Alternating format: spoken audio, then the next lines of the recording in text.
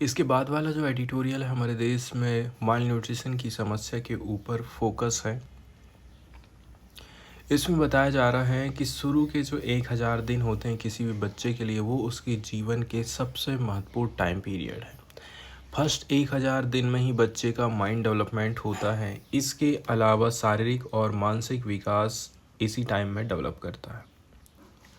अगर इस सही समय पर आप केयर नहीं करते हैं तो परमानेंटली उसके फ्यूचर पर असर पड़ जाएगा।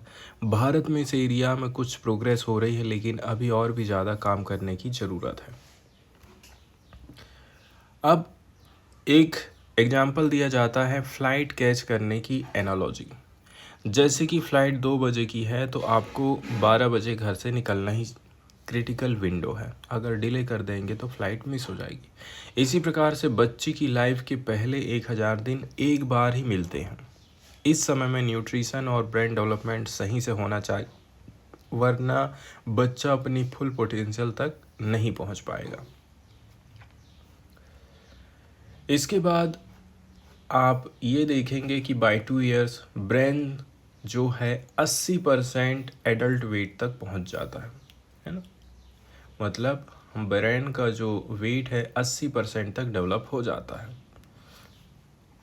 ब्रेन कनेक्शंस तेज़ी से बनते हैं जो लर्निंग और मेमोरी को सेव करते हैं।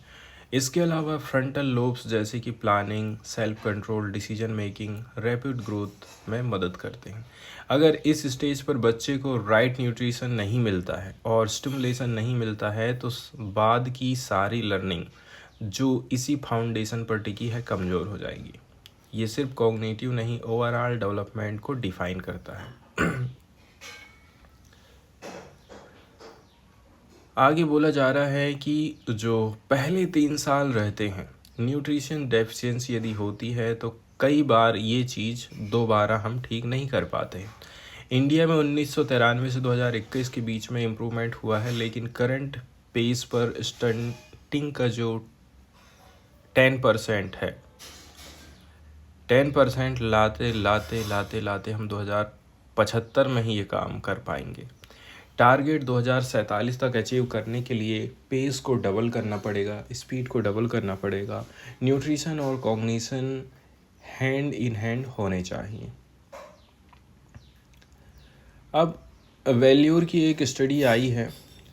इसमें अध्ययन ये हुआ कि अगर बच्चों को चाइल्डहुड में आयरन डेफिशिएंसी हो जाती है तो आगे चल कर के उनकी लैंग्वेज स्किल और मेंटल प्रोसेस स्पीड पर निगेटिव असर पड़ता है।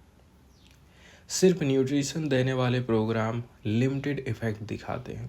न्यूट्रिशंस प्लस सिमुलेशन मतलब खेल और सीखने की एक्टिविटी वाले प्रोग्राम्स परमानेंट और फास्ट लर्निंग को प्रमोट करते हैं। मतलब खाने से ही नहीं, कुछ कुछ एक्टिविटीज़ हैं, गेम्स हैं, उससे भी काफ़ी ज़्यादा फ़र्क पड़ता है। अर्ली चाइल्डहुड में ब्रेन की एबिलिटी टू लर्न बहुत ज़्यादा हाई होती है। जैसे कि वो रीजनल लैंग्वेज सीख सकता है। नर्सरी राइम्स, अर्ली सॉन्ग्स हमें आज भी याद रहते हैं क्योंकि ये उस समय हाई प्लास्टिसिटी स्टेज में सीखे गए थे। ये एग्जाम्पल बताता है कि सीखने की कैपेसिटी लाइफ में सबसे ज़्यादा जन्म के कुछ पहले सालों में ही होती है। ICDS दुनिया का सबसे बड़ा चाइल्ड केयर प्रोग्राम है, जिसको क्या बोलते हैं, integrated child development program service. ये फ्लैगशिप प्रोग्राम है जो न्यूट्रिशन प्लस एजुकेशन दोनों पर काम करता है। मिनिस्ट्री ने पोषण भी पढ़ाई भी अभियान चालू किया है ताकि न्यूट्रिशन और कोग्निटिव ग्रोथ को हम एक साथ चला सकें। इसके अलावा नवचेतना फ्रेमवर्क भी आया है, जिसमें आप देखेंगे कि जन्म से 3 साल तक स्टिमुलेशन एक्टिविटीज़ कराई जा रही हैं। कहीं गेम खिलवाएंगे, कहीं कोई एक्टिविटी देंगे, कहीं कोई एक्टिविटी देंगे। इसमें 140 एक्टिविटीज़ हैं। 36 मंथ कैलेंडर में इसको डिवाइड कर दिया गया है। Parent, care givers, anganwadi worker इसे घर पर यूज़ कर सकते हैं। एक्टिविटी प्ले बेस्ड लर्निंग देती है, जिससे बच्चों का दिमाग और भी ज़्यादा विकसित होता है। इसके बाद फिर आप ये देखेंगे कि इंडिया में 14 लाख आंगनवाड़ी सेंटर और वर्कर काम कर रहे हैं। ये फ्रंट लाइन पर हैं, लेकिन और ज़्यादा इम्प्रूवमेंट लाने की ज़रूरत है हमें। आईसीडीएस को कवरेज हमें और ज़्यादा विस्तार करने की ज़रूरत पड़ेगी एंड टारगेट पॉपुलेशन तक हाई क्वालिटी हेल्थ, न्यूट्रिशन और लर्निंग सर्विसेज पहुंचानी होंगी। टेक्नोलॉजी का यूज़ बढ़ाना चाहिए, अर्बन एरियाज़ में सर्विस एक्सपांड करना चाहिए, प्री प्राइमरी एजुकेशन में इम्प्रूवमेंट लाने की ज़रूरत है, जहां पर स्वास्थ्य, लर्निंग एंड साइकोलॉजिकल इवोल्यूशन ज़रूरी है।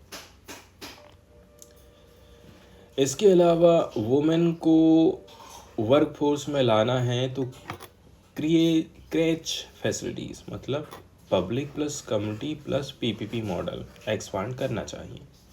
पब्लिक मतलब सरकार के प्रयास, कम्युनिटी मतलब समुदाय समाज के प्रयास, पीपीपी मॉडल। हमें याद रखना है कि we are what we eat and what we think, मतलब अर्ली ईयर्स में न्यूट्रिशन और लर्निंग लॉस्ट हो गया तो वो कभी वापस नहीं आएगा। अर्ली चाइल्डहुड में इन्वेस्टमेंट सिर्फ बच्चों की हेल्थ नहीं बल्कि पूरे समाज की फ्यूचर प्रोडक्टिविटी और वुमेन एम्पावरमेंट से जुड़ा हुआ है।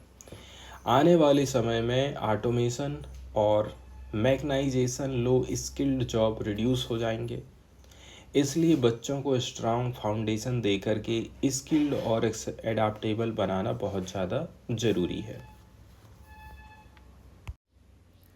एडिटोरियल वाले हिस्से के अंतर्गत पहला जो एडिटोरियल हम डिस्कस करेंगे दोस्तों, ये पार्टिकुलरली जुड़ा है पीएमसीएम रिमूवल विधेयक से। ये पैराग्राफ शुरुआत करता है, इसमें बोला जाता है कि जॉइंट पार्लियामेंट कमेटी के पास अभी इस विधेयक को भेज दिया गया क्योंकि बहुत ज़्यादा इसके ऊपर प्रोटेस्ट हो रहा था। इसको नाम रखा गया है 130वां amendment bill 2025, constitute 130 amendment bill 2025। अब कमेटी इसके ऊपर एक प्रकार से बैलेंस स्थापित करेगी, मतलब बिल का स्ट्रक्चर और प्रोविज़न ऐसे बदलना चाहिए कि कॉन्स्टिट्यूशनली साउंड और प्रैक्टिकली वर्केबल रहें। इस प्रकार से हमको बनाना है। इंडिया में पॉलिटिक्स का सबसे बड़ा प्रॉब्लम ये है कि जनता को लीडर ऑनेस्ट और मोरल चाहिए, लेकिन बहुत सारे अपराधी अपराध करके किसी के ऊपर रेप का चार्ज है, किसी के ऊपर हत्या का, मर्डर का चार्ज है, वो लोग राजनीति कर रहे हैं आज के टाइम में। इस बिल का एम यही गैप भरना है। इसमें क्लियर प्रोविज़न किया जाता है कि अगर कोई मिनिस्टर, चीफ मिनिस्टर या फिर प्राइम मिनिस्टर किसी ऐसे क्राइम में अरेस्ट होकर के 30 दिन कंटिन्यू जेल में रहते हैं। इसके अलावा एक चीज़ और ही है कि अपराध की श्रेणी कैसी होना चाहिए, जिसमें सज़ा का प्रावधान 5 साल या फिर उससे प्लस वाला है, तो ऑटोमेटिकली रूल लगेगा या तो खुद रिज़ाइन करो या फिर फोर्सिबली रिमूव किया जाएगा। सरफेस पर बिल अच्छा दिख रहा है क्योंकि करप्ट मिनिस्टर्स को जेल में रहते हुए पावर एक्सरसाइज करने से रोकता है, लेकिन प्रॉब्लम ये है कि कॉन्स्टिट्यूशंस के अंदर मिनिस्टर की अपॉइंटमेंट और रिमूवल ऑलरेडी से दिया हुआ है, तो फिर आप क्यों कानून ला दिए। ये चीज़ दी गई है प्रेसिडेंट या फिर गवर्नर के प्लीज़र पर। आर्टिकल 75, 164 एंड 239 AA में इसका प्रावधान किया गया है। अब कोर्ट ने भी इंटरप्रिटेशन दिया, जैसे कि शमशेर सिंह वर्सेस निबम रेबिया केस। ये प्लीज़र अनलिमिटेड नहीं है बल्कि कॉन्स्टिट्यूशनल मोरालिटी और लीगालिटी से बंधा हुआ, मतलब बिल कॉन्स्टिट्यूशनल मोरालिटी को और कठोर बनाने की कोशिश कर रहा है। सुप्रीम कोर्ट पहले से ही कह चुका है कि मिनिस्टर्स मोरली अपराइट होने चाहिए। जैसे एसआर बोम्मई केस में कोर्ट ने बोला था कि डेमोक्रेसी तभी सरवाइव करती है जब लीडर मोराली अकाउंटेबल है। मनोज नरूला केस में कोर्ट ने वार्निंग दिया था कि क्रिमिनल बैकग्राउंड वाले मिनिस्टर को एग्जीक्यूटिव पावर देना ठीक नहीं है। हालांकि कोर्ट ने कोई कानून खुद से नहीं बनाया कि ऐसे मिनिस्टर्स को ऑटोमेटिकली हटा दो, लेकिन संकेत जरूर दिया था। इसलिए ये बिल जुडिशरी की थिंकिंग को कानूनी आधार प्रोवाइड करने की कोशिश कर रहा है। इंडियन कॉन्स्टिट्यूशन का प्रिंसिपल है इनोसेंट अंटिल प्रूवन, ठीक है। तो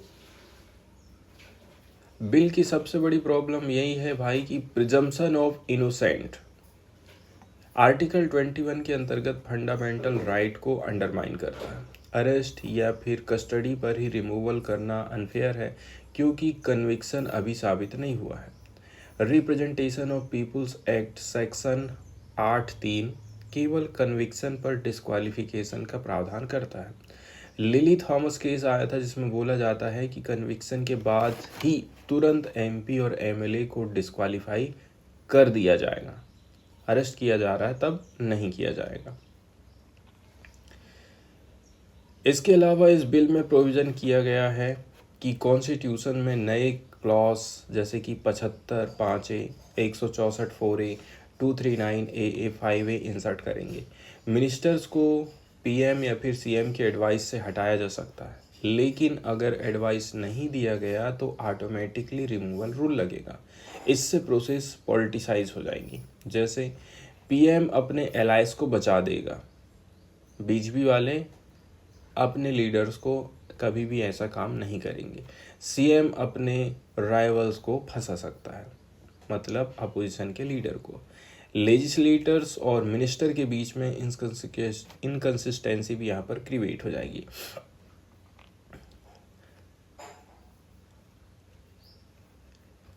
आगे बोला जाता है कि इस बिल से मिनिस्टर्स और लेजिस्लेटर्स को अनइक्वल ट्रीटमेंट यहाँ पर मिलने वाला है। एमपी एमएलए जेल जाने पर भी मिनिस्टर बने रह सकते हैं जब तक कि वो कन्विक्ट ना हो, लेकिन मिनिस्टर को सिर्फ डिटेंशन पर रिज़ाइन देना पड़ेगा। तो यहाँ पर थोड़ा सा भेदभाव हो जाता है, मतलब जो मेंबर ऑफ पार्लियामेंट हैं, सांसद हैं और जो विधायक हैं वो लोग तो बने रहेंगे पद में, लेकिन जो मंत्री लोग हैं वो हट जाएंगे। दूसरी बड़ी प्रॉब्लम ये है कि रिवॉल्विंग डोर। मान लो कि सीएम 31 दिन जेल में रहा, रिज़ाइन किया, फिर जमानत मिल गई, वापस सीएम बन गया। पॉलिटिकल इनस्टेबिलिटी क्रिएट हो जाएगी और गवर्नेंस वीक हो जाएगा। इससे लीडर टैक्टिकल अरेस्ट और लीगल लूप होल्स का मिसयूज भी करेंगे। अब क्रिमिनलाइजेशन ऑफ पॉलिटिक्स बढ़ गया है। 2024 इलेक्शन में 46% एमपीज पर क्रिमिनल केसेस थे। 2009 से आप देखेंगे 55% बढ़ हो गया है।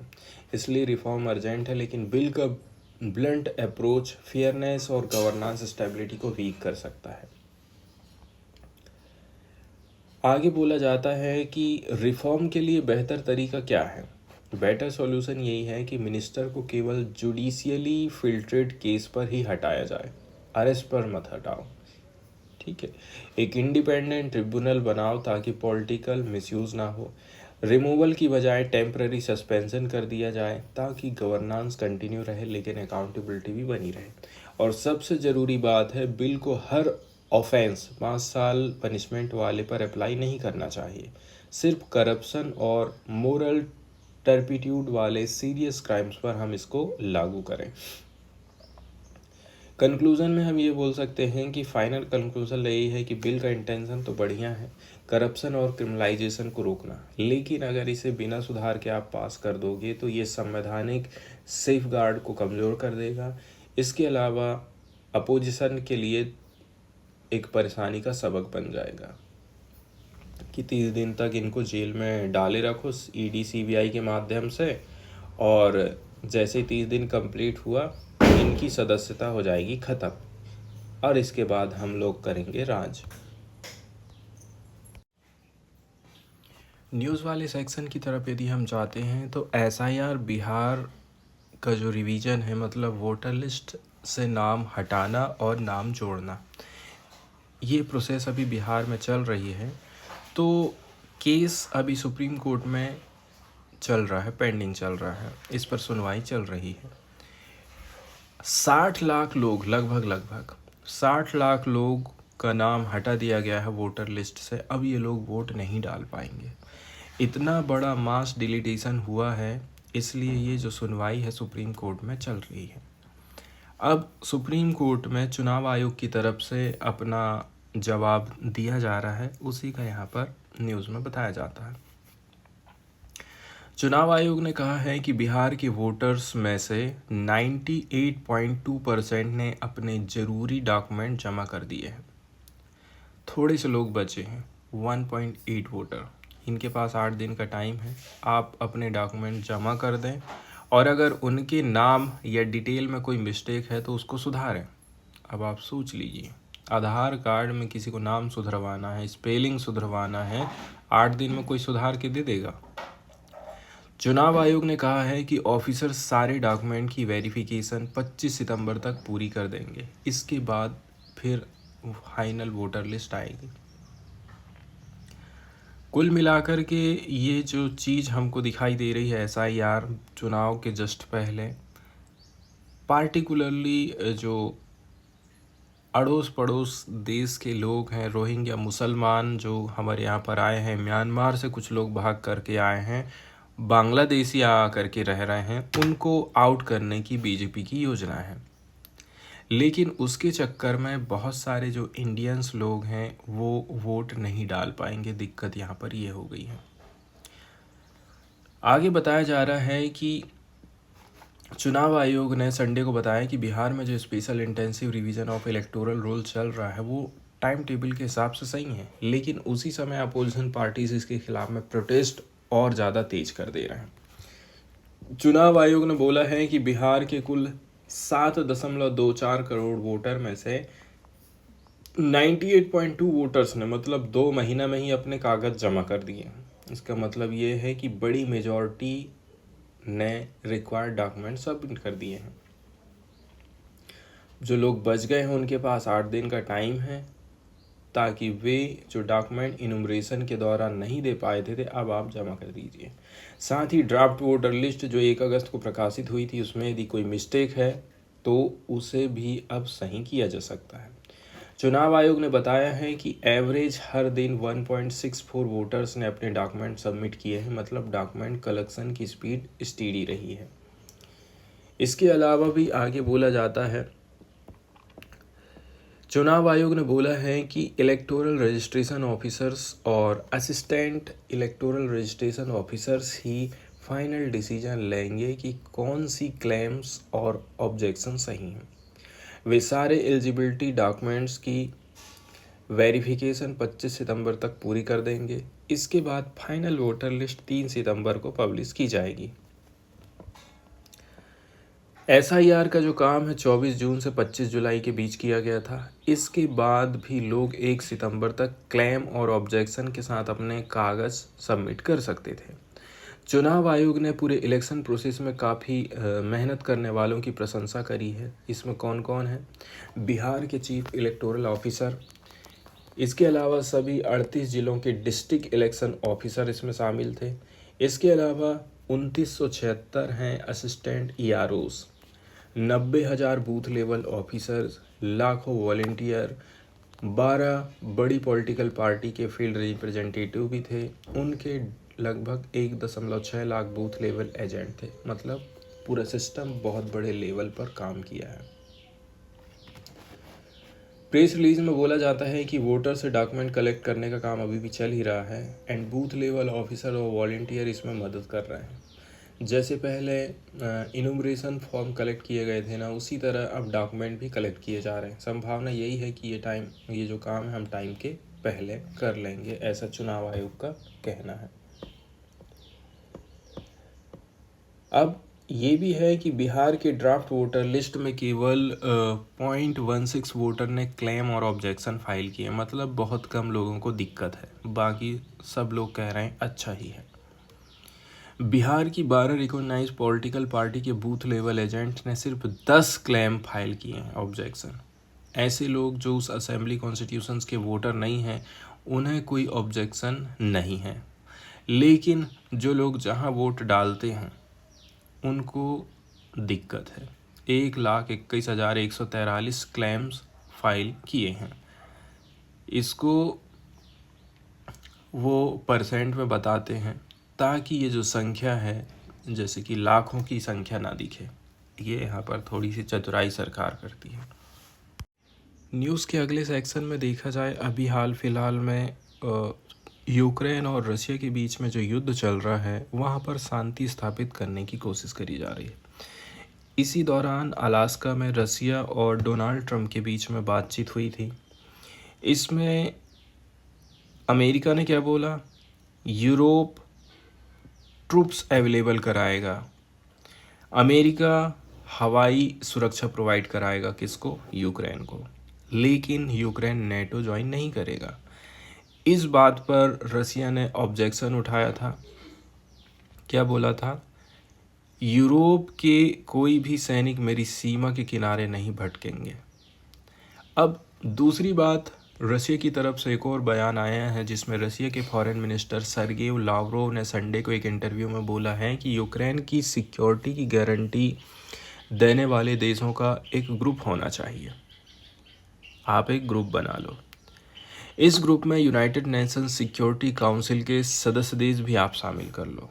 मतलब रसिया चाहता है कि यूक्रेन की सुरक्षा केवल नाटो पर डिपेंड ना हो, बल्कि यूएनएससी मेंबर्स जैसे बड़े देशों की जिम्मेदारी बने। लावरोव ने एनबीसी न्यूज़ को बताया है कि रसिया के प्रेसिडेंट व्लादिमीर पुतिन और यूएस प्रेसिडेंट डोनाल्ड ट्रंप ने पहले भी यूक्रेन की सिक्योरिटी गारंटी के मुद्दे पर चर्चा करी है। पुतिन ने खासतौर पर 2022 की इस्तांबुल टांग का जिक्र किया था, बातचीत का, फैल हो गई थी वो। मतलब रसिया ये कहता है कि यूक्रेन की सिक्योरिटी पर बातचीत पहले भी हुई थी, लेकिन उस डील पर एग्रीमेंट नहीं हुआ था। रसिया भी अच्छी तरह से समझता है कि अब यूक्रेन तो इतना ज़्यादा डाउन हो चुका है कि वो कभी उभर करके अब शायद सामने उसके पास एक पावर के तौर पर नहीं उभर पाएगा।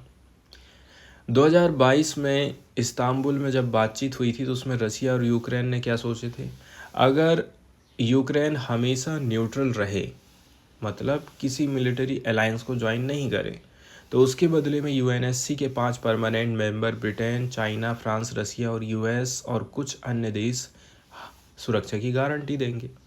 र्यूटर्स ने उस समय इस ड्राफ्ट एग्रीमेंट की कॉपी देखी थी। लावरोव ने फिर से एनबीसी को बोला है कि यूक्रेन की सुरक्षा की गारंटी एक ऐसे ग्रुप को दो जिसमें सिक्योरिटी काउंसिल के सदस्य देश भी तो हों। जैसे यूक्रेन को न्यूट्रल रहना चाहिए, मतलब किसी के साथ मिलिट्री अलाइनमेंट ना करे। यूक्रेन को किसी मिलिट्री ब्लॉक जैसे नेटो को नहीं जुड़ना चाहिए। यूक्रेन को नॉन न्यूक्लियर हथियार, मतलब परमाणु हथियार से फ्री रहना पड़ेगा। लावरोव ने ये भी बोला है कि रसिया के लिए ये भी कभी एक्सपेक्टेड नहीं होगा कि यूक्रेन नाटो ज्वाइन करे। साथ ही रसिया चाहता है कि यूक्रेन में रहने वाले रसियन स्पीकिंग लोग को सुरक्षा मिलनी चाहिए। इसके अलावा रसिया का कहना है कि यूक्रेन के साथ में टेरिटोरियल जो मुद्दा है अभी बाकी है, जिस पर बातचीत अभी हम करेंगे। रसिया की मांग सिर्फ न्यूट्रलिटी तक सीमित नहीं है, बल्कि भाषा और ज़मीन का मुद्दा भी रसिया की तरफ से उठाया जा रहा है। यूएस वाइस प्रेसिडेंट जेडी वांस ने यह आरोप खारिज कर दिए कि मॉस्को पीस डील को जानबूझकर डिले कर रहा है। वांस ने बोला है कि रसिया ने वार खत्म करने की डिमांड में ट्रंप के सामने कई सारी बड़ी रियायतें दी हैं। मतलब यूएस का कहना है कि रसिया अब कंप्रोमाइज़ करने के लिए तैयार हो गया है।